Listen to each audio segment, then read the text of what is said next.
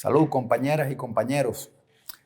Vamos a hablar hoy de las redes sociales y sus alrededores. Vamos a referirnos al hecho muy evidente de que las redes sociales son escenarios o son unos de los escenarios donde se está operando el profusamente comentado y discutido cambio de paradigma, o al menos de las plataformas en que la gente está leyendo, ¿no? En que la gente lee, en que la gente se aplica a la lectura. La discusión y la conversa sobre la migración masiva desde el libro de papel hacia el libro electrónico y hacia las muchas plataformas digitales para leer, está en pleno desarrollo esa discusión, esa conversa, ¿no? Yo quiero referirme a algunos fenómenos que tienen que ver específicamente con el cómo están usando muchos y muchas usuarias y usuarios este asunto de las redes sociales para transmitir por escrito sus pareceres, sus registros del entorno. Es decir, hay mucha gente haciendo crónica en las redes sociales y ese es un fenómeno digno de ser tomado en cuenta porque tiene un montón de ventajas y muy poquitas desventajas. Hace poco, mejor dicho, poco antes de morir, Umberto Eco, el muy famoso y aclamado filósofo italiano, dejó plasmado su parecer sobre las redes sociales, ¿no? En general sobre Internet y específicamente sobre las redes sociales. Yo quiero hacer dos citas, leer aquí dos citas que contienen lo esencial de lo que pensaba Umberto Eco poco antes de morir, ¿no? Que contienen, digamos, que la esencia de lo que ese compañero pensaba al respecto.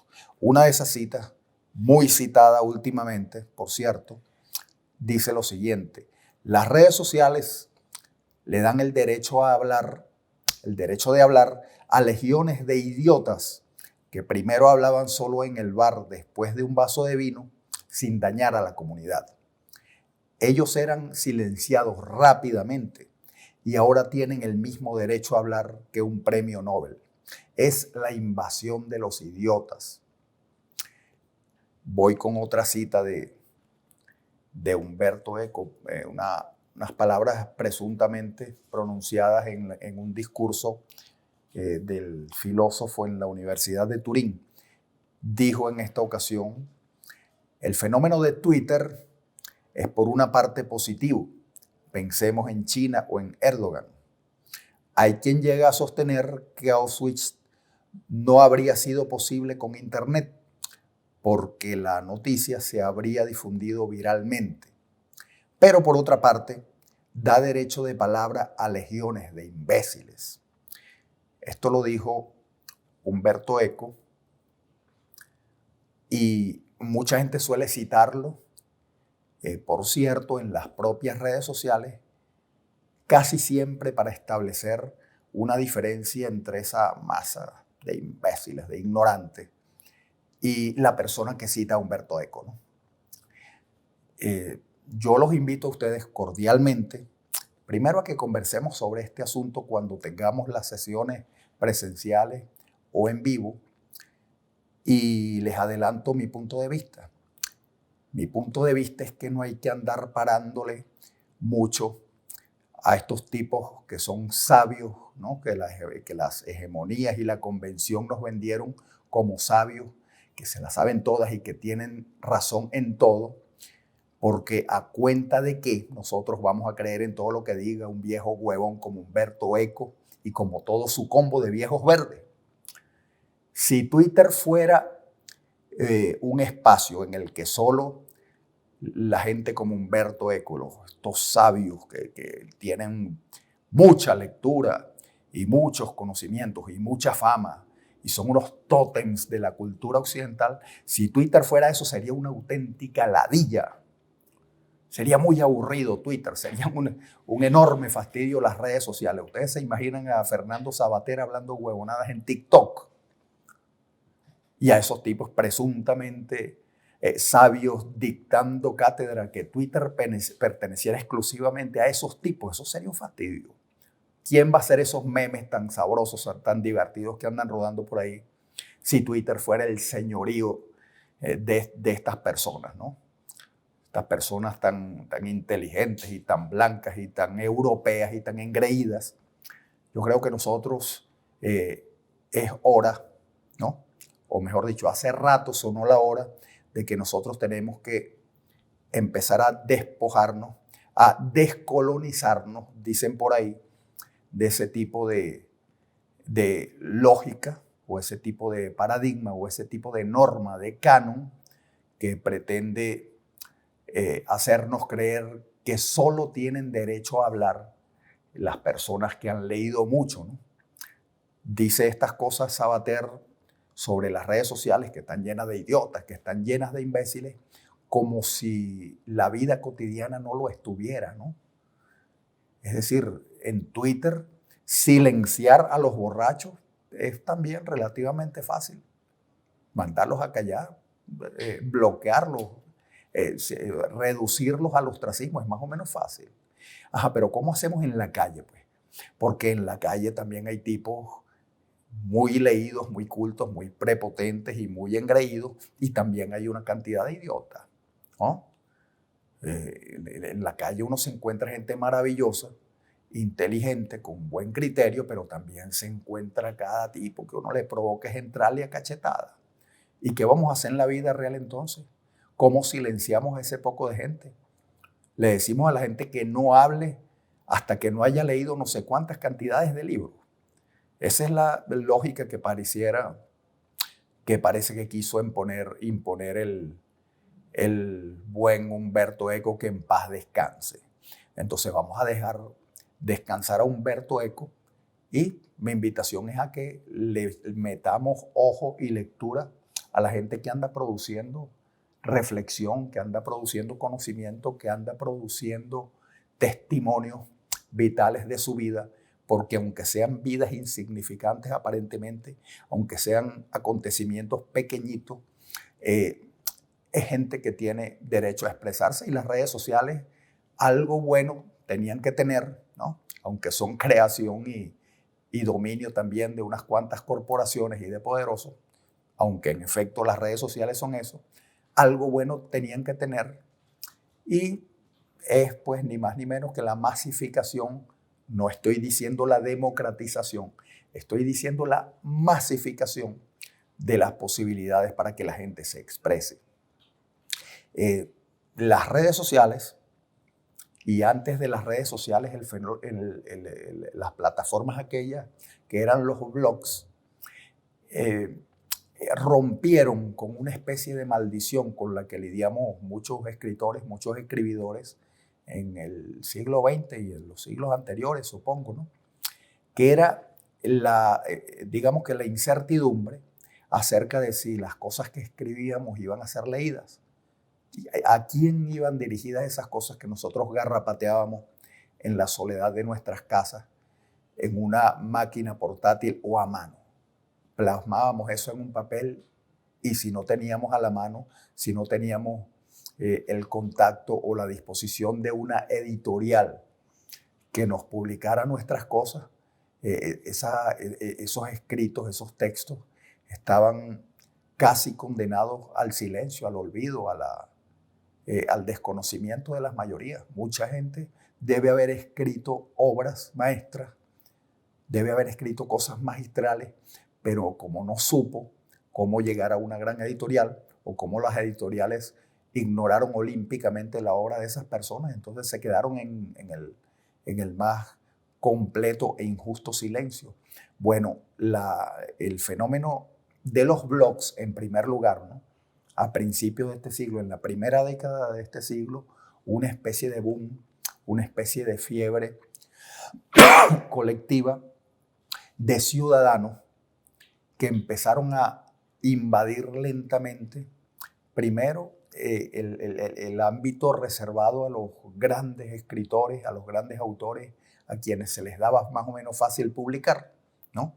Porque publicar en un blog era cuestión de sentarse a escribir, darle clic ahí donde dice enviar, como si estuvieras escribiendo un correo electrónico y la cosa aparecía publicada, ¿no? Y quedaba automáticamente disponible para decenas, centenares o miles de personas al momento, sin necesidad de pasar por el filtro de un editor, ni de una editorial, ni de una empresa o estado que evaluara las cosas a ver si lo que tú escribiste merecía o no ser publicado.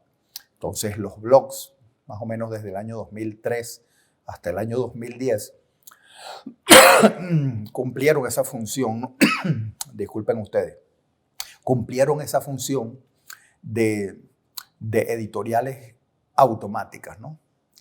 Cumplieron con el sueño de la autopublicación, pero en un formato digital. Ahí comenzó también a quebrarse lentamente el paradigma de la publicación de papel, de la publicación en físico, y la gente le agarró el gustico, ¿verdad?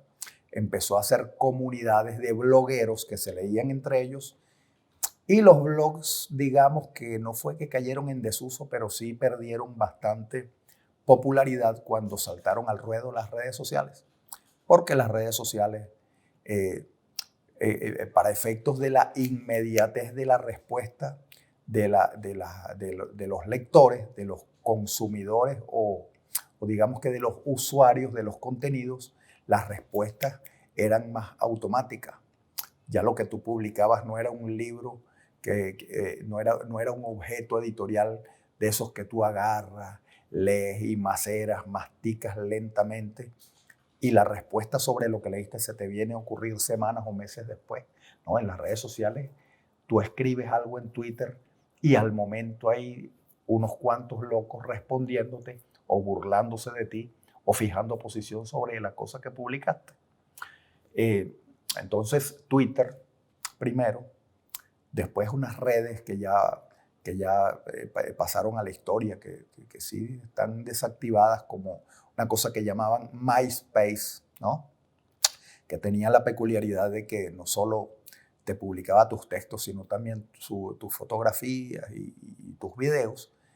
Entonces, ese tipo de redes, cuando fueron desapareciendo, fueron mutando o cediéndole el paso a otras un poco más dinámicas, ¿no?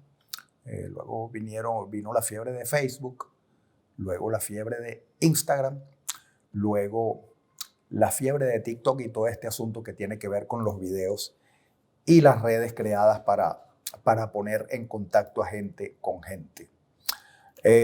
Así que, de modo que redes como Facebook y como Instagram, sobre todo, y últimamente Twitter, han hecho que la gente retome o que mucha gente retome o conozca o ejerza, muchas veces por intuición, un viejo género periodístico que ha sido olvidado por las mismas razones por las que han desaparecido las plataformas físicas de papel, ¿no? Que es el género del fotoreportaje. Se me ocurre, voy a introducir aquí una expresión que no pretende ser un descubrimiento ni un aporte medular, no. Pero quiero introducir el concepto, la noción de fotocrónica, ¿no? Porque un fotoreportaje, aparte de la simple fotografía comentada, amerita un mínimo de investigación y de profundidad, ¿no? Pero hay un género muy sabroso, muy ágil, muy instantáneo, que se le da muy bien a la gente. La madre, perdón.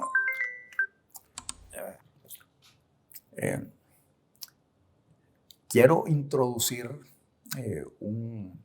no es ni siquiera, no califica ni como concepto, ni como descubrimiento, ni como aporte medular a los géneros periodísticos, pero quiero hacer una diferenciación entre el fotoreportaje clásico y algo que pudiera llamarse fotocrónica, ¿no? ¿Cuál vendría a ser la diferencia entre las dos formas de narrar? Serían básicamente de profundidad y de tratamiento de la información. Un fotoreportaje es algo más que una simple fotografía a la que tú le haces un comentario marginal, explicando o no lo que contiene la fotografía. El fotoreportaje amerita una profundidad, una investigación, ¿no? Un apego al dato investigado. Eso lo convierte en una de las formas periodísticas más exigentes, porque exige que el fotoreportero tenga una buena cámara, tenga talento para la fotografía y además tenga talento para interpretar o vender o promover el contenido de esa fotografía. El fotoreportaje es un género maravilloso que ha tenido varios booms, ¿no? a lo largo de la historia, años 50, años 60, cuando hay situaciones de guerra, los fotoreporteros mutan en reporteros de guerra y han producido piezas maravillosas.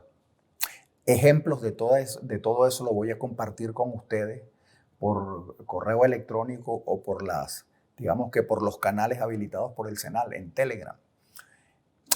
Pero les decía que el fotoreportaje amerita cierta profundidad, cierta dedicación, cierto profesionalismo. En cambio, la fotocrónica, ¿no?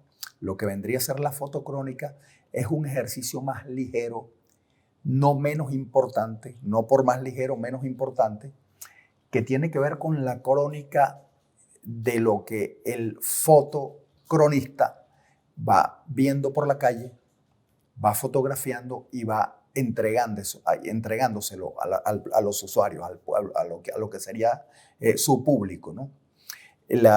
Digamos que las plataformas ideales para desarrollar este género, permítanme que los llame así no lo sea estrictamente hablando o formalmente reconocido como tal, las plataformas ideales para hacer este tipo de ejercicios son Facebook, Instagram y últimamente Twitter, porque se han puesto de moda, se han hecho populares los hilos de Twitter, ¿no? Pones fotografía, pones un comentario denso, profundo o superficial sobre lo que dice la foto, y eso va conformando en su conjunto un género muy sabroso. La fotocrónica. Vamos a investigar un poco más, vamos a meterle al diente en cuáles serían otras diferencias entre el fotoreportaje clásico y la fotocrónica. Yo sospecho que la cosa se va a resolver, se va a dilucidar cuando entendamos que una persona que hace fotografías, así sean excelentes con cualquier teléfono celular, esa persona no es necesariamente un fotógrafo, no es un reportero gráfico, pero pudiera sustituir al reportero gráfico profesionalizado en muchos aspectos que tienen que ver con la agilidad, con el manejo instantáneo de la noticia o de la historia súbita que los fotoreporteros, a la que los medios de comunicación no van a llegar tan fácil o no van a llegar a tiempo. Entonces, quería detenerme a especificar también esto que acabo de comentar de manera un poco marginal, que hay gente que se limita a describir lo que dice una cierta fotografía hecha y publicada por él mismo, ¿no? Publica una foto donde hay un perro masticando un hueso y la gente dice, bueno, aquí hay un perrito masticando un hueso. Ese es un ejercicio válido, pero se reduce a eso, ¿no? Hay gente que se limita a eso, a hacer una descripción de lo que la gente puede ver normalmente en la foto y listo. Hay otras personas, y acá está entonces una de las claves de quiénes son los creadores geniales, los creadores brillantes, ¿no? La gente que anda en una vaina, ¿no? Que anda creando cosas a partir de la imagen y a partir de estas plataformas que llaman redes sociales. Es un ejercicio que consiste en decir cosas al margen, cosas que están por encima o cosas que subyacen debajo de esa fotografía, que no nombran para nada lo que dice la foto, pero la gente se las arregla para aprovechar la fotografía como excusa para narrar cosas más hondas, más importante y más interesante. Es un poco difícil de describir con palabras, ¿no? Con palabras pronunciadas, así que ese tipo de materiales también lo vamos a compartir por correo y por Telegram. Anótenlo por ahí, vamos a tener ocasión de revisar unos cuantos de estos ejercicios. Y yo quería referirme, hacer referencia a los ejercicios de un autor que les he dicho varias veces que vamos a trabajar muy seguido, que es Juan Villoro, el mexicano Juan Villoro. Ya les compartí por correo un material que deberíamos estar ya descargando, leyendo y analizando y disfrutando, que es el libro Tiempo Transcurrido, que tiene digamos que el provocador subtítulo de Crónicas Imaginarias. Hace unas sesiones ya les dije por qué eso resultaba una provocación. Quería referirme a una crónica de Juan Villoro contenida en el libro Los 11 de la tribu, ¿no? Juan Villoro, en una de esas crónicas, en uno de los escritos que le dan forma a ese libro, comienza a contar, a narrar, a cronicar, a hacer la crónica de la forma en que él intentó o en que él se propuso e intentó entrevistar al subcomandante Marcos. Esto fue en Chiapas, en el sur de México. Juan Villoro asistió a un campamento, ¿no?, de periodistas, de gente que iba con la intención de ver y escuchar en vivo digamos que a los protagonistas de la rebelión mexicana, ¿no?, de la conocida rebelión de Chiapas.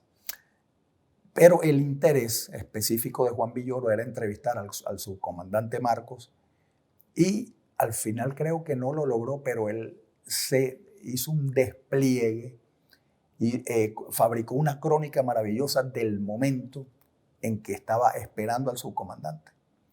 Del momento o digamos que de los preparativos de un encuentro donde se suponía que iba a estar el subcomandante, y Juan Villoro no esperó a hablar con el tipo, sino que hizo una reconstrucción de la atmósfera que había en ese lugar.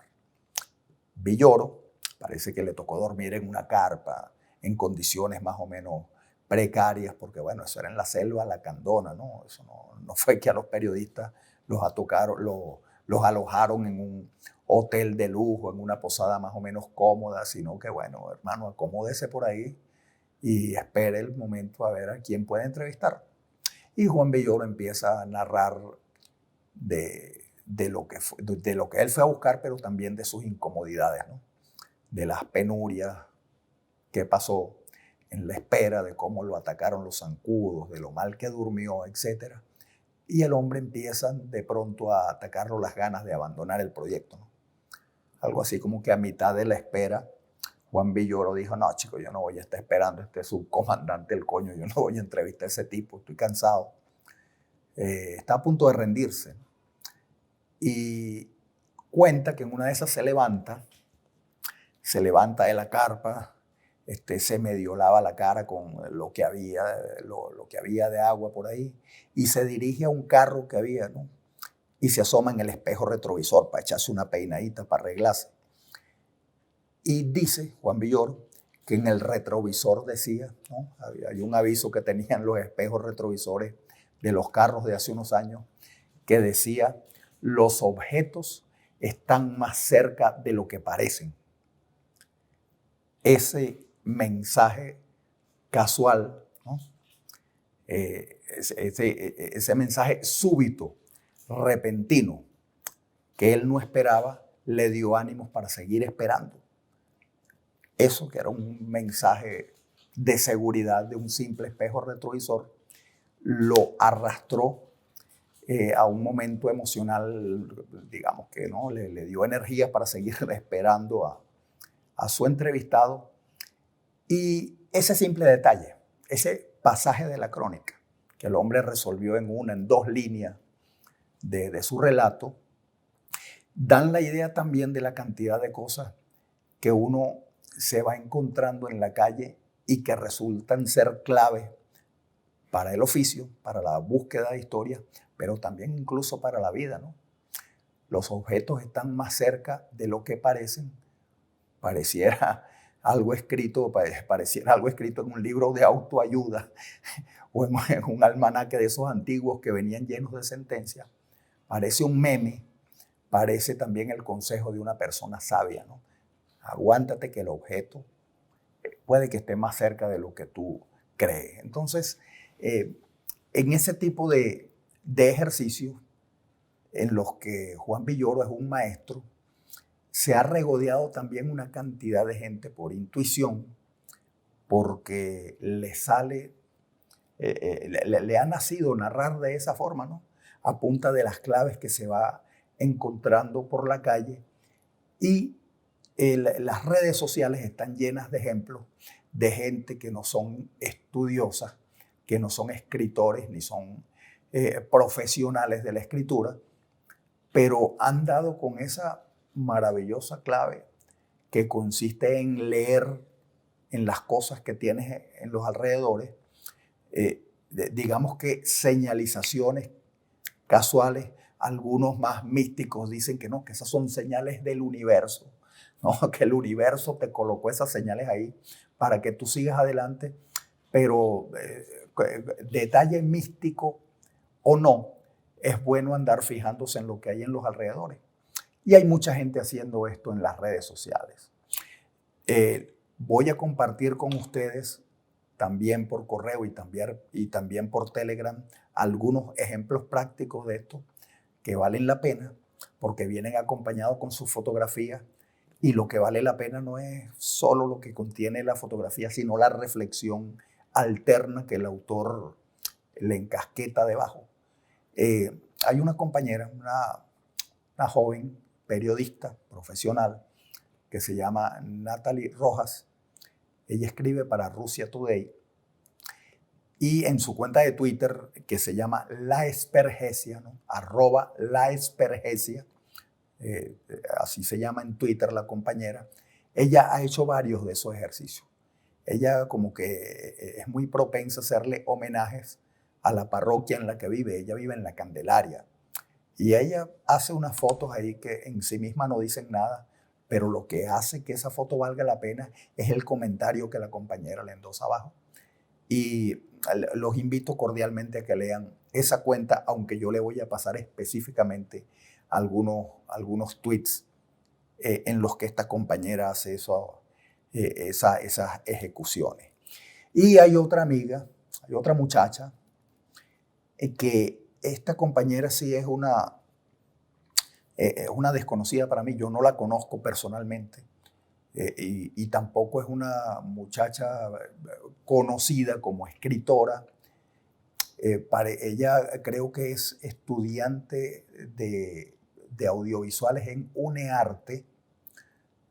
Repito que no la conozco personalmente y no necesito conocerla para declarar aquí que esa es una de las cronistas más eficaces que yo conozco, que yo he leído últimamente, ¿no? Y estoy hablando de las generaciones de jóvenes, de gente que tiene menos de 30 años, porque me interesa mucho. Siempre me ha interesado, y sobre todo en este momento de mi vida, me interesa mucho, me inquieta bastante saber si este oficio del cronista se va a ir para el futuro y en manos de quién, ¿no? Es decir, ¿dónde está la generación de relevo? Debe haberla, debe haber unos cuantos muchachos cronicando sabroso en las redes sociales sobre todo. Y yo quiero poner a esta compañera como ejemplo. Se llama Jaimar Marcano. La cuenta de ella en Instagram es Jaimarxita, Jaimar Xita, Jaimarxita. La chama se llama Jaimar Marcano y ha producido unas piezas que me han deslumbrado, ¿no? Por la densidad, por la profundidad, por la sencillez de la narración, pero sobre todo por el ojo, ese ojo atento a los momentos mágicos que nos regala la vida cotidiana. La chama tiene un ojo especialísimo para detectar claves como las que les dije de Juan Villoro. Ella anda por la ciudad y anda detectando cosas que cualquier persona distraída no las ve o no les presta importancia o no les da importancia.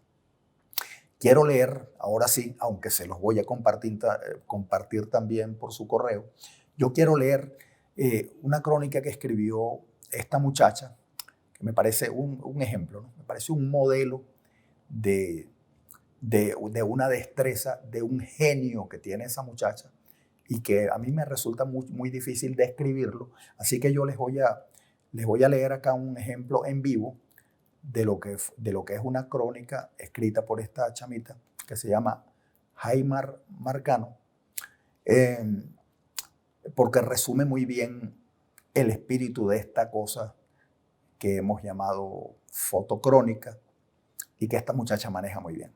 Esta muchacha tiene un manejo magistral de las imágenes y de cómo aproximarse desde un flanco inesperado a las imágenes.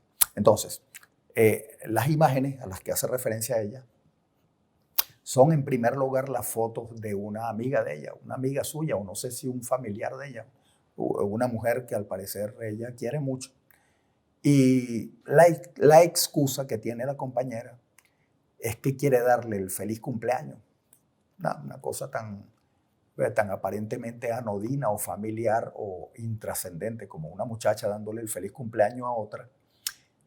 Pero la carajita, para darle el feliz cumpleaños a su amiga, se dispara el siguiente texto. Dice, le pone un título que es La luz que buscábamos, la luz que nos buscaba. Dice el texto de Haymar. A manera de recordatorio histórico, hace un par de años, dada la educativa situación del momento, dejaron de existir por un buen rato en anaqueles y compras domésticas los bombillos, faros, focos, lámparas. Era una cosa rara, como todo lo que damos por sentado en su abundancia y existencia y luego extrañamos cuando desaparece. Había gente que tenía tácticas para reparar bombillos, otros recurrían a las velas infinitas con aceite y un largo etcétera de mecanismos para buscar la luz. Hace unos días, caminando por una calle de Chacao, me topé con exactamente 14 negocios de iluminación y afines. 14 negocios del mismo rubro, algunos al lado del otro inclusive, en un recorrido que no superaba los 300 metros ni 2 aceras de distancia. La escasez da miedo y la tenencia también puede enceguecer, pero ni modo, queríamos luz, ahí la tenemos. A mí la luz no me llegó con la importación sin impuestos, sino con estas mujeres. Se refiere a las compañeras que ella puso en la foto. De todos los colores, tamaños e intensidades. Al principio, abruma tener lo que uno ha sentido que no puede o debe encenderse, pero no hay forma de esconderse cuando el corazón se empata y se va acoplando solito al cariño y a sus circunstancias. Aprendo cada día de lo que representan y admiro sobremanera la luz que irradian. Y en el fondito de mi corazón sé que al final del día son la luz que buscaba. Gracias, por tanto, Jazz, se llama la compañera, cumpleañera. Y en ese bonito homenaje donde nos faltan la poesía, donde nos faltan un poco de crónica de la escasez, ¿no? Es decir, ahí hay un pedacito de la historia nuestra, caballero, de la historia negra de los últimos 2 años. No falta destreza al escribir, no falta esa arte de narrar, ¿no? Una cosa que es tan difícil de lograr. A esta chama se le da con una facilidad pasmosa, con una facilidad exuberante, desconcertante, porque esta muchacha no se asume ni como escritora, ni como periodista, ni como escriba profesional. Lo suyo son los audiovisuales. Pero mira la clase de ojo que tiene la muchacha para relacionar algo que anda viendo por la calle con digamos, con el homenaje que se merece su amiga, ¿no? La luz o las luces físicas, los malditos bombillos que nos faltaban y la luz repentina que llega en una cantidad de tiendas que ahora sí tienen los anaqueles full de bombillos y el encuentro con la amiga que para ella resulta luminosa. Quiero invitarlos, pedirles por favor que lean a esta muchacha con atención, porque esta es una de las grandes cronistas venezolanas de este tiempo y lo mejor o lo peor de todo es que esa muchacha a lo mejor ni siquiera lo sabe. La próxima semana tocaremos este y otros temas, profundizaremos en este tema y le meteremos el diente a otros. Y les pido, por favor, que nos vayamos comunicando, que nos vayamos reportando por correo y por las redes sociales, por Telegram, porque a partir de las cositas que hemos dicho, ya podemos ir esbozando lo que va a ser la fase práctica de esta materia electiva. Saludos, compañeros.